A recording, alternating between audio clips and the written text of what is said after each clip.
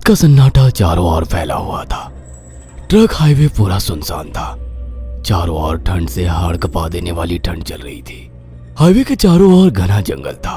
उसी हाईवे पर एक मर्सिडीज दौड़ रही थी। उसमें 3 लोग सवार थे, राहुल, निधि और उनकी 10 साल की बेटी तानिया। राहुल अपने दोस्त सैफ के घर ईद की पार्टी में शामिल होने के लिए गया था और पार्टी करके घर लौट रहा था। निधि ने मुस्कुराकर ड्राइव करते हुए राहुल से कहा, कुछ भी कहो राहुल, आज तो ईद की पार्टी में मजा आ गया। हाँ, मेरा दोस्त बहुत ही बिंदास और हंसी मजाक करने वाला व्यक्ति है। मैंने देखा उसके घर पर शहर की एक से एक बड़ी हस्ती थी, मगर फिर भी वो उन सबको इग्नोर करके हमें इम्पोर्टेंस दे रहा था। हाँ, देगा क्यों नहीं, आखिर मेरा दोस्त जो है। सच में राहुल, अमेरिका से इंडिया लौटकर बहुत अच्छा फील हो रहा है। वैसे तुम्हारा दोस्त सचिन अभी तक नहीं आया अमेरिका से? निधि की बात सुनकर राहुल चौंक कर बोला, ओह शिट यार, उसका फोन आया था कि वो इंडिया आ रहा है। उसने बोला था कि मुझे एयरपोर्ट पर पिक कर ले। निधि बहुत नाराज होगा वो। कोई बात नहीं, उससे बोल देना कि तुम्हें बिल्कुल याद नहीं रहा, और फिर तुम्हें सैफ की इनवाइट की हुई ईद पार्टी में भी तो शामिल होना था। निधि ने इतना बोला ही था कि उसकी बेटी तानिया ने अपनी माँ की ओर देखकर कहा, मुझे भूख लगी है माँ, और प्यास भी।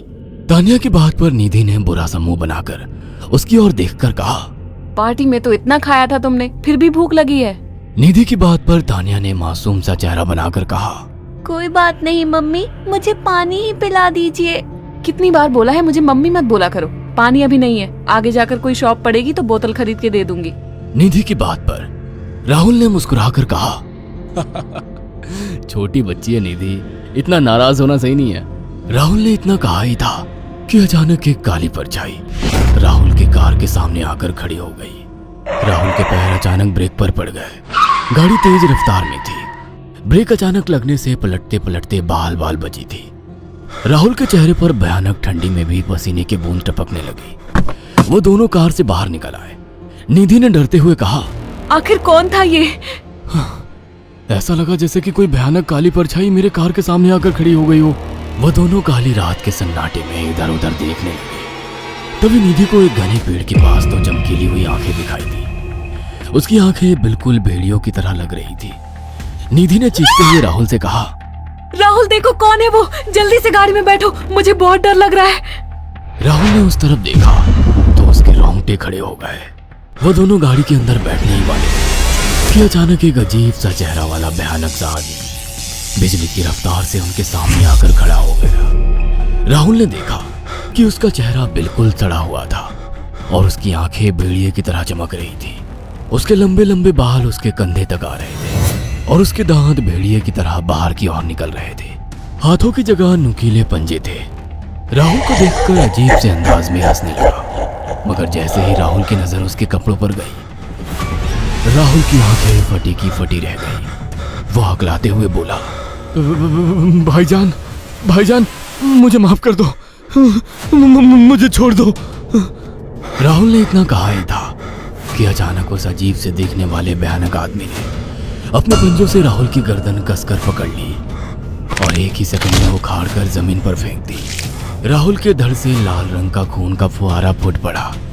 इस भयानक मंजर को देखकर निधि के गले से एक जोरदार चीख निकल गई। निधि इससे पहले भागती कि अचानक उस भयानक दिखने वाले आदमी ने निधि को पकड़ लिया और अपने नुकीले पंजे उसके पेट में गड़ा दिए और उसकी अतड़ियां बाहर निकाल दी।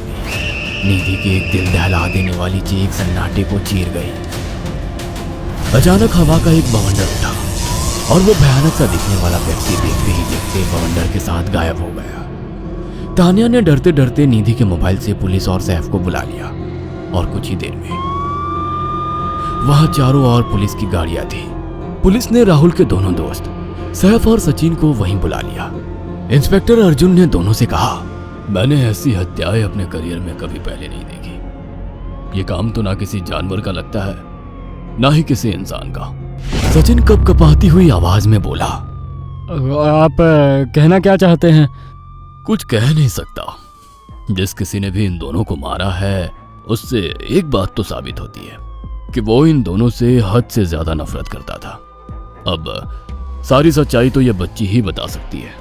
इतना बोलकर इंस्पेक्टर अर्जुन तानिया के पास चला गया, जो बेहद डरी हुई थी।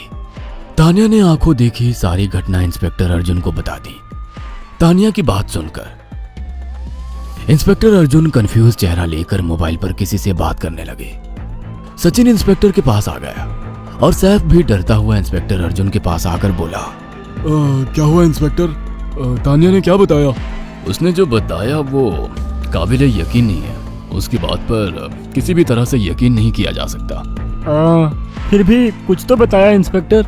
हाँ, उस बच्ची के मुताबिक एक भूत ने निधि और राहुल को बड़ी बेदर्दी से मारा है।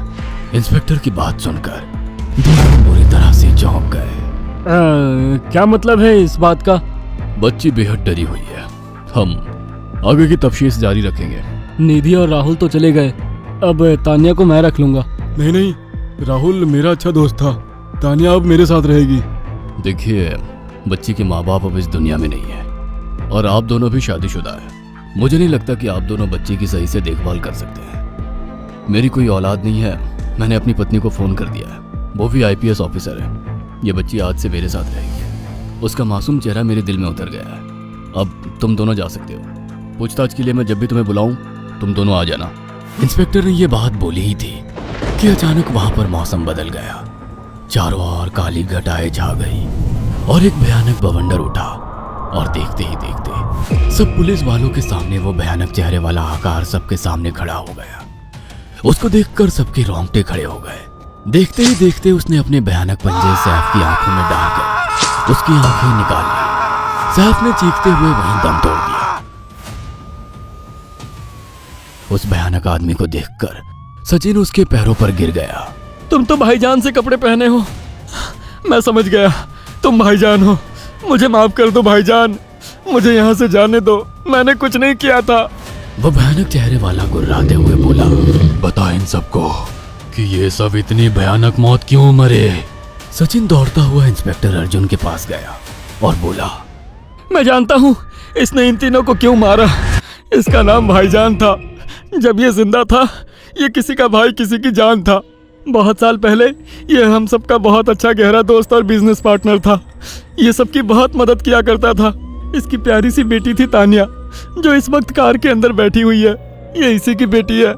भाईजान अपने सारे पैसों से एक बहुत बड़ा हॉस्पिटल खोलना चाहता था जिससे गरीबों का मुफ्त इलाज किया जा सके, मगर हम तीनों इसके लिए तैयार नहीं थे।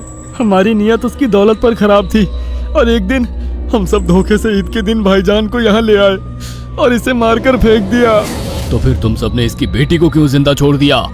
हमें बाद में पता लगा कि भाईजान ने सारी जायदाद अपनी बेटी के नाम कर दी है, इसीलिए हमने भाईजान की पत्नी को भी मार दिया। और तानिया का तुम 18 साल की उम्र पूरी करने का इंतजार कर रहे थे ताकि सारी जायदाद अपने नाम करा सको और बाद में उसे भी ठिकाने लगा सको। इसी के लिए तुम दोनों इस मासूम बच्ची को अपने साथ रखने की जिद कर रहे थे। जी, आपने बिल्कुल सही कहा। हम तानिया को भी इसी जगह लाकर मार देते। सचिन की बात सुनकर इंस्पेक्टर अर्जुन की आंखों में खून उतर आया। इंस्पेक्टर अर्जुन के कुछ कहने से पहले ही भाईजान बिजली की रफ्तार से इंस्पेक्टर अर्जुन की आंखों के सामने से सचिन को पकड़कर ले गया और उसके शरीर के टुकड़े टुकड़े कर दिए और हवा में उठे एक तेज बवंडर के साथ गायब हो गया। सारी घटना इंस्पेक्टर अर्जुन की आंखों के सामने हुई थी। तानिया को इंस्पेक्टर अर्जुन और उसकी पत्नी ने अपनी बेटी की तरह पाला। अगर आपको हमारी ये कहानी पसंद आई हो तो इसे लाइक और शेयर करना ना भूलें। साथ ही ऐसी और नई कहानियों के अपडेट्स पाने के लिए हमारे चैनल अक्षु टीवी को जरूर सब्सक्राइब करें।